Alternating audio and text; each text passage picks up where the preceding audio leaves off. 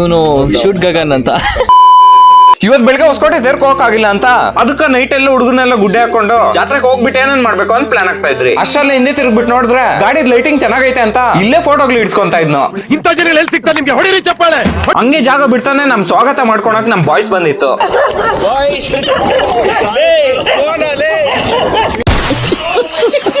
ಯಾಕ್ರ ನೀವೆಲ್ಲ ಹಿಂಗ್ ಮಾಡ್ತೀರಾ ಅಂದಿದ್ಕ?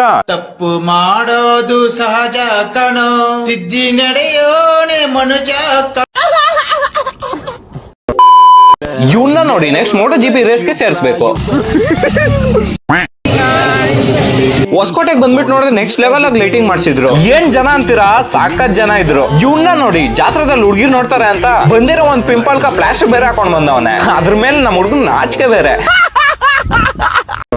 ನಾನ್ ಹೇಳಿದ್ ಮಾತನ್ನ ಸೀರಿಯಸ್ ಆಗಿ ತಗೊಂಡು ಇವ್ರನ್ನ ನೋಡಿ ರೋಡಲ್ಲಿ ಏನೇನ್ ಆಟಗಳು ಆಡ್ತಾವ್ರೆ.